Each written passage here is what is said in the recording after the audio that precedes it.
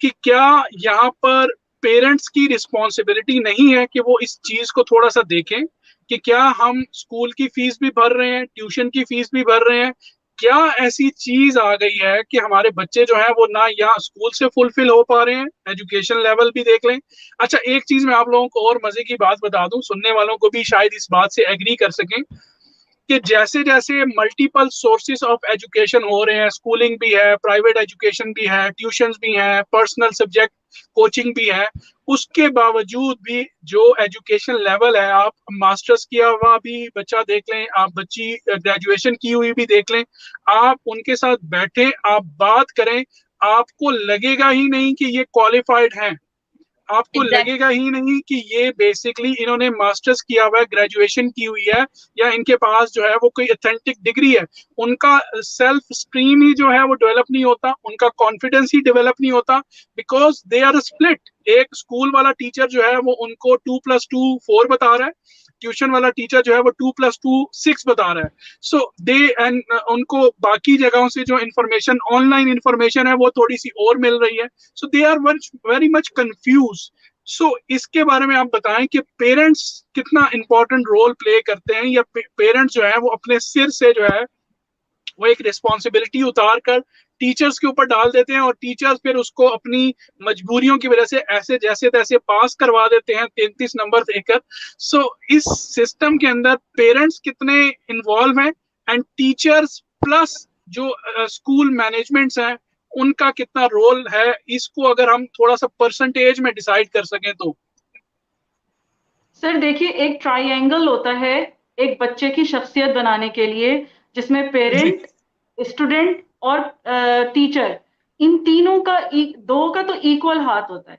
तो जब हम अपना रोल प्ले ने, ज्यादातर जो हम लोग अब अपने स्कूल्स के अंदर देखते हैं, तो पेरेंट्स ने अपने बच्चों को इतना ज्यादा पैम्पर किया हुआ होता है कि उनको आप कुछ नहीं कह सकते, अगर उनके बाल लंबे हो रहे हैं तो आप उनको नहीं डांट सकते।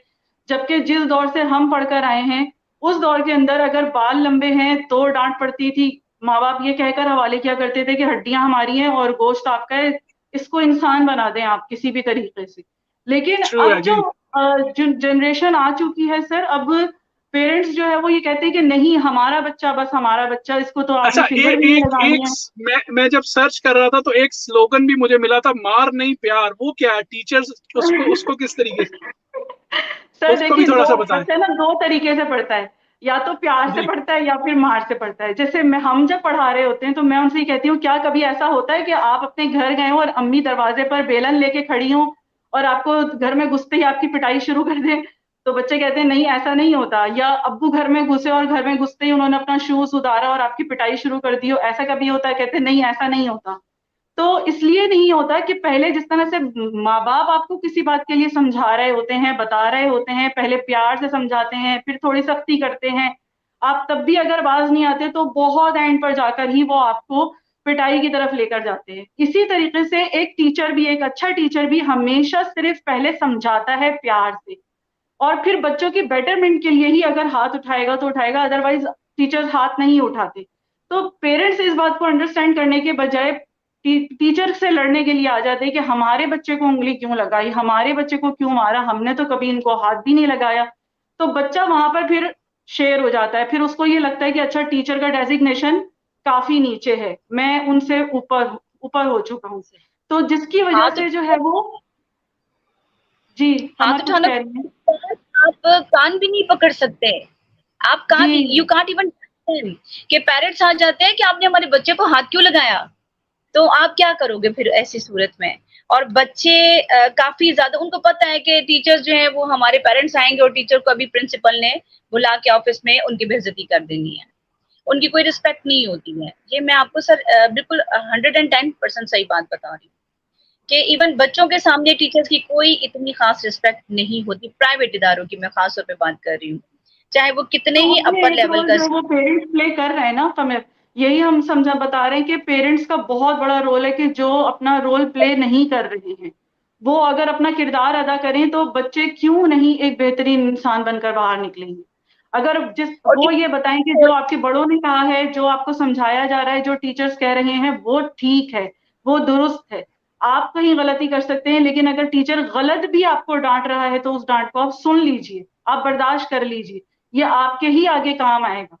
तो ये जो बच्चों को घर से सीख जो मिल रही है वो गलत मिल रही है, और वाकई में पेरेंट्स स्कूल भेजकर या किसी अच्छे स्कूल के अंदर डालकर उनको लगता है, या किसी अच्छे ट्यूशंस में डाल के या कोचिंग सेंटर्स में डालकर उन्हें लगता है कि उनका फर्ज पूरा हो गया, लेकिन ये फर्ज यहाँ पर आकर खत्म नहीं होता। एक पेरेंट्स को मुस्तकिल नजर रखनी पड़ती है अपने बच्चे की तमाम एक्टिविटीज के ऊपर, कि वो क्या कर रहा है और क्या नहीं कर रहा, उसके दोस्त कैसे हैं, उसके स्कूल में वो किन लोगों के साथ रहता है, वो घर आने के बाद कितनी देर बाहर गुजारता है, वो फोन अगर यूज कर रहा है तो वो क्या देख रहा है।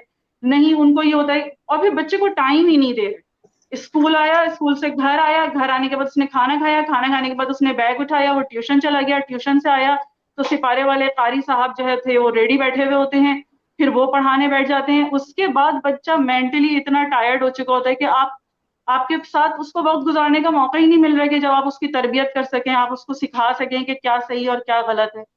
तो बहुत बड़ा रोल है पेरेंट्स का, जो उनको समझना चाहिए कि एक सिर्फ टीचर की रिस्पॉन्सिबिलिटी नहीं होती या ट्यूशन वाले की जिम्मेदारी नहीं होती है आपके बच्चे को इंसान बनाना, सबसे पहली जिम्मेदारी आपकी है। बिल्कुल ट्रू। सही।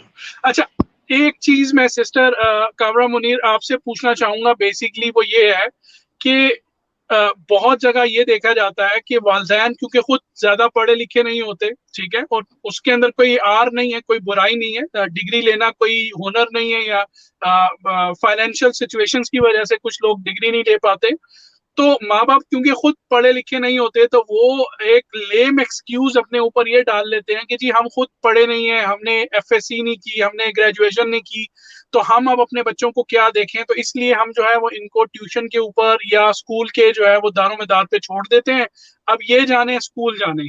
सो डू यू थिंक कि ये जो लेम एक्सक्यूज है, मुझे तो ये लेम एक्सक्यूज लगता है, बिकॉज अगर आप पढ़े नहीं हो तो ये अल्लाह ने आपको एक दोबारा मौका दे दिया कि आप अपने बच्चों के साथ बैठ के पढ़ना सीख लो, ठीक है। एग्जैक्टली। बिकॉज अगर आप उस जनरेशन गैप को खत्म करना चाहते हो, तो अगर आपने उस जनरेशन गैप को खत्म करना है तो चलो वो भी किताब खोल के बैठे हैं, आप उनके साथ बैठो, भले आपको पढ़ना नहीं आता, आप उनसे उनसे सीखना शुरू कर दो। इससे क्या होगा कि एक दोस्ती का माहौल जनरेट होगा और बच्चे आपसे वो चीजें शेयर कर पाएंगे जो अपने दोस्तों से शेयर करते हैं, गलत मशवरे लेते हैं, एंड देन बहुत सारी चीजें गलत हो जाती हैं।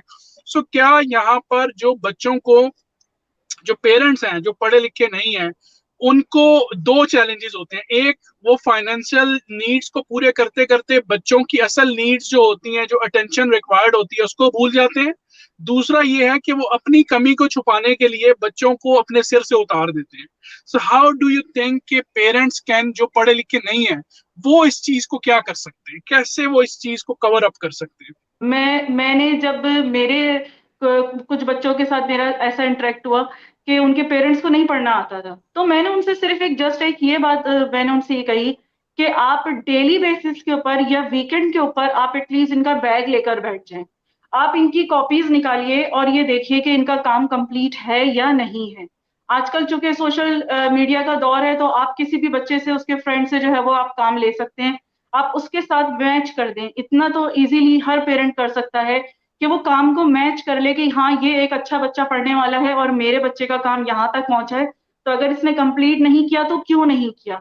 अगर सिर्फ इतना सा भी आप उनको लुक आफ्टर करना शुरू कर देंगे तो आपके बच्चे में तब्दीली आनी शुरू हो जाएगी। उसको ये पता होगा कि वीकेंड के ऊपर मेरे वालिद साहब ने मेरा बैग खोल लेना है और डेली बेसिस पर मेरी अम्मी जो है वो मेरा बैग चेक करेंगी कि कितने होमवर्क मिले हैं, तुमने होमवर्क डन किए या नहीं किए। ठीक है, मैं इसको क्रॉस चेक करूंगी उस बच्चे के साथ।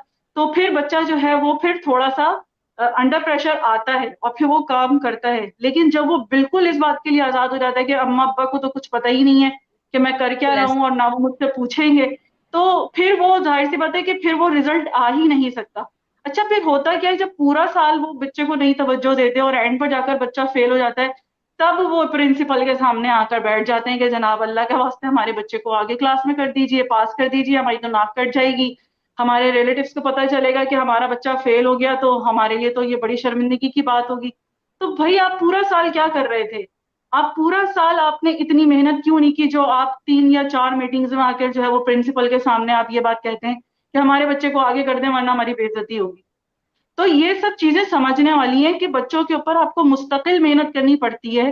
मुस्तकिल उनके साथ आपको काम करना पड़ता है। एक बहुत बड़ी जिम्मेदारी है जो अल्लाह ताला ने पेरेंट्स के ऊपर डाली है कि एक अच्छा इंसान, एक अच्छा मुसलमान बनाना जो है वो पेरेंट्स की जिम्मेदारी है सबसे पहले।